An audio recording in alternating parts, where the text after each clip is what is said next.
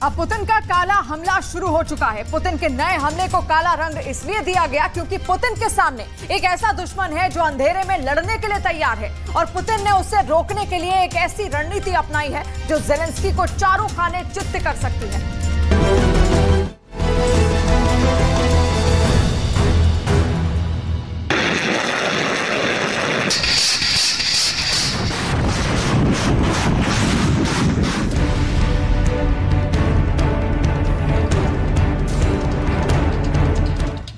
Bakhmut की भीषण लड़ाई में अब रूस फाइटर जेट से बमबारी कर रहा है, अटैक हेलीकॉप्टर से भी हमले कर रहा है।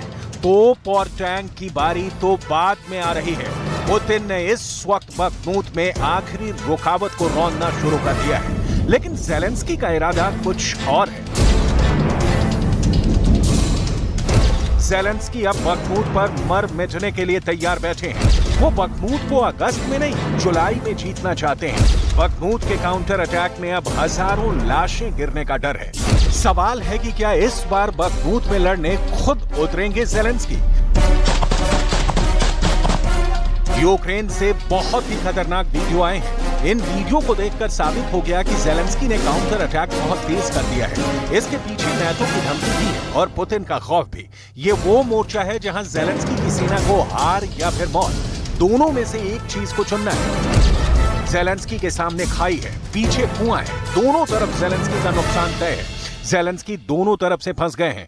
नाटो ज़ेलेंस्की से कह रहा है कि काउंटर अटैक तेज करो, नहीं तो हथियार नहीं मिलेंगे। दूसरी तरफ पुतिन की फौज है जो ज़ेलेंस्की के जवानों को कच्चा खाने के लिए तैयार बैठी है। और अब यही वजह है कि नाटो और पुतिन के बीच ज़ेलेंस्की बुरी तरह फंस गए हैं। लिहाजा अब यूक्रेन की सेना ने रूस से टक्कर लेने में भलाई समझी है, क्योंकि दुश्मन को रौंद कर आगे बढ़ रही पुतिन की फौज से अब डर कर नहीं लड़ा जा सकता। ये वीडियो यूक्रेन की 3rd असॉल्ट ब्रिगेड ने बखमूत में रिकॉर्ड किया है। ये काउंटर अटैक की बहुत ही खतरनाक तस्वीरें हैं। इसमें यूक्रेन की स्पेशल फोर्स मशीन गन से गोलियां चलाते हुए आगे बढ़ रही है। आगे रूस के वो ठिकाने हैं जहां उसका सबसे बड़ा डिफेंस कई महीनों से जमकर मजबूत बन चुका है और यहां यूक्रेन का जवाबी अटैक हो रहा है। कहीं बैठकर तो कहीं जमीन पर लेटकर फायरिंग की जा रही है। यूक्रेन के टारगेट पर रूस के वो ट्रेंच या कहीं के ठिकाने हैं जहां यूक्रेन की सेना को रोकने की बहुत मजबूत किलेबंदी की गई थी, लेकिन अब वहां यूक्रेन की फोर्स बहुत तेजी से हमला करती हुई नजर आ रही है।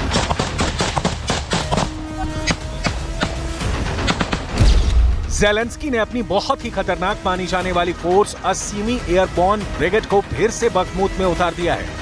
ये यूक्रेन की सबसे पुरानी और सबसे घातक मानी जाने वाली फोर्स है, जिसमें यूक्रेन के सबसे खतरनाक कमांडो शामिल किए जाते हैं। इनका काम होता है दुश्मन को मारकर आगे बढ़ना। यूक्रेन की 80वीं एयरबॉर्न ब्रिगेड में जो नए जवान शामिल किए गए हैं, उनको खास तौर से ज़ेलेंस्की के देखरेख में तैयार किया गया है। ज़ेलेंस्की को इन पर बहुत भरोसा है। इस फोर्स को कुछ वक्त पहले एक एडवांस ट्रेनिंग दी गई है ताकि ये रूस की फौज का और जोरदार तरीके से सामना कर सके। 40 दिन की खास ट्रेनिंग में नए सैनिकों को ज्यादा खूनी युद्ध के लिए तैयार किया गया है। इसे यूक्रेन में शॉर्ट टर्म कमांडो कोर्स कहा जाता है। Дійсно потрібно вступити в якийсь альянс, до цивілізованого світу, щоб мати вже дійсно підтримку і серйозних партнерів. Щоб, я надіюся, що це буде остання війна в Україні. ज़ेलेंस्की की नई कमांडो फोर्स में ज्यादातर फौजी कम उम्र के हैं, उनमें जोश ज्यादा है और अब इन सब का एक ही मकसद है। ये सब जुलाई के महीने में ही बखमूत को वापस जीतना चाहते हैं। ज़ेलेंस्की जानते हैं कि ये मुमकिन नहीं कि बखमूत को फिर से फौरन जीता जा सके, लेकिन इस फोर्स के हमलों से ऐसे हालात पैदा हो सकते हैं कि बाकी मोर्चों पर रूस की पकड़ ढीली हो जाए। ये फोर्स पहले वैगनर के खिलाफ लड़ चुकी है और इसी फोर्स ने वैगनर को कई मोर्चों से दूर भी रखा है। लेकिन क्या अब ये रूस की फौज को बड़ी टक्कर दे सकती है? ये बड़ा सवाल है, क्योंकि पुतिन ने पूरे डॉनबास में अपनी पकड़ बहुत मजबूत बनाई हुई है और ज़ेलेंस्की को नए गोले बारूद की भी जरूरत है। Припасами і технікою, і я думаю, що не потрібно боятися там когось, що там тихенько якось передавати цю зброю, це все. Тут немає кого боятися. Тут вони нам допоможуть і ми все одно задавимо цю Росію.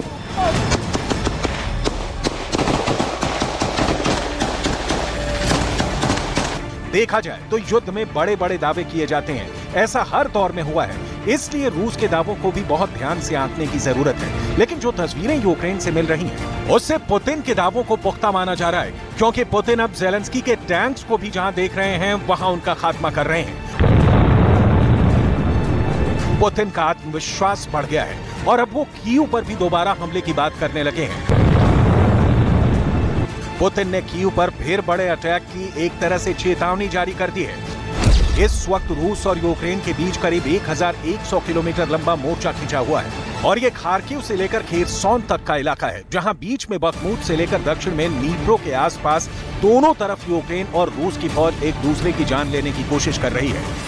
ज़ेलेंस्की अपने नुकसान को समझते हैं, लेकिन काउंटर अटैक को लेकर अब वो पीछे हटने को राजी नहीं है। ज़ेलेंस्की बार बार कह रहे हैं कि रूस के एक भी सैनिक को वो अपनी जमीन पर बर्दाश्त नहीं करेंगे, उन्हें उठाकर यूक्रेन से बाहर फेंक देंगे। लेकिन ऐसी बातें सुनने में आसान लगती हैं। पुतिन को रोकने के लिए ज़ेलेंस्की की सेना तोपखाने का जबरदस्त इस्तेमाल कर रही है और इसमें बड़ा नाम है यूक्रेन में ही तैयार की गई इस तोप।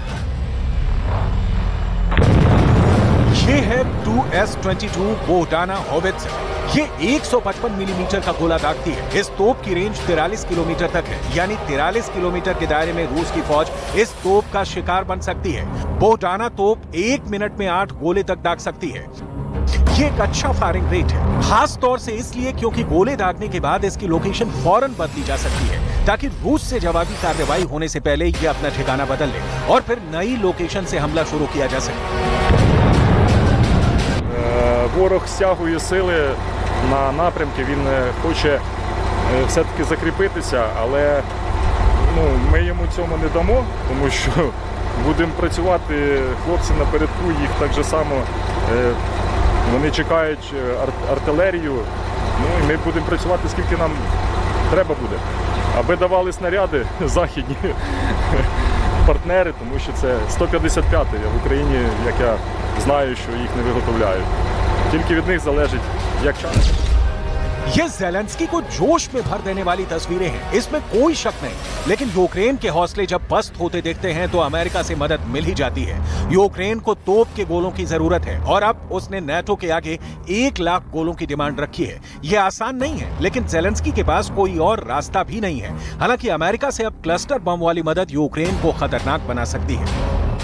Cluster munition is a controversial weapon that more than 120 countries have agreed to ban because the munition itself, once it lands on the ground, releases little bomblets that some of them don't explode and can kill or maim children or adults, farmers, civilians, years after a conflict is ended. ये तोप बेहतर काम करे, इसके लिए target पर नजर रखने के लिए ड्रोन का इस्तेमाल किया जाता है। नई सदी में तोप का ऐसा इस्तेमाल पहले कहीं नहीं हुआ, ना अफगानिस्तान में, ना सीरिया में, ना इराक में, ना लीबिया और अजरबैजान आर्मेनिया के युद्ध में। ज़ेलेंस्की को नाटो का साथ मिल रहा है। उन्होंने बखमूत में फाइट बैक का इरादा और मजबूत कर लिया है। इससे पहले जब युद्ध के 500 दिन पूरे हुए, तब ज़ेलेंस्की ने एक बहुत ही गुपचुप दौरा किया। ज़ेलेंस्की मोटर बोट के जरिए उस स्नेक आइलैंड पर गए, जहां उनके मुट्ठी भर सैनिकों ने रूस के एक बड़े हमले को नाकाम कर दिया था। ओडेसा के करीब इस जगह पर ठीक 1 साल पहले बहुत खूनी लड़ाई हुई। ज़ेलेंस्की इस आइलैंड पर उतरे और उन सैनिकों को श्रद्धांजलि दी जिन्होंने रूस के हमले से डरे बिना इस द्वीप को ना छोड़ने का फैसला किया था। Подякувати саме звідси, з цього місця перемоги, кожному нашому воїну за ці 500 днів.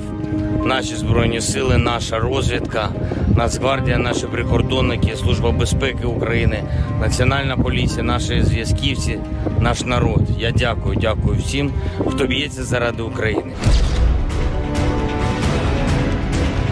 ज़ेलेंस्की के लिए ये जमीन का एक छोटा सा टुकड़ा नहीं, बल्कि यूक्रेन का अपनी जमीन पर संप्रभुता फिर से हासिल करने का बड़ा इरादा है, क्योंकि इसी आइलैंड पर एक ऐसा युद्ध लड़ा गया जो पूरी दुनिया के लिए मिसाल बन गया।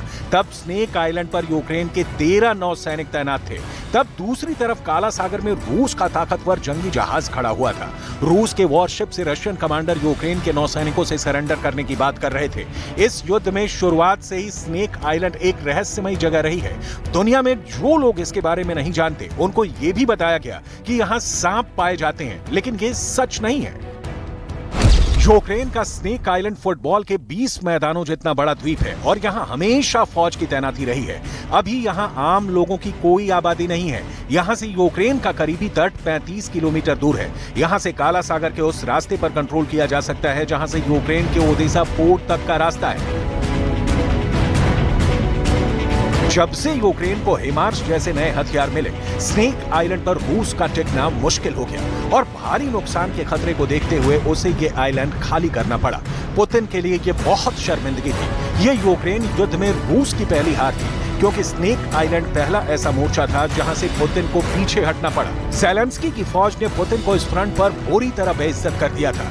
इस लड़ाई ने ज़ेलेंस्की को ये यकीन दिला दिया था कि रूस की फौज को हराया जा सकता है और अब इसी मकसद के साथ वो बखमूत के मैदान में फिर नए जोश के साथ कूद पड़े। Вперед, дякую кожному і кожній. अगले कुछ दिनों में बखमूत से बहुत डराने वाली खबरें आ सकती हैं। ज़ेलेंस्की की फौज ने सिर पर कफन बांध लिया है और वो किसी भी कीमत पर अब अपने इलाके को रूस से आजाद कराना चाहते हैं। कहा जा सकता है कि जुलाई का अंत यूक्रेन में बहुत खतरनाक होने जा रहा है।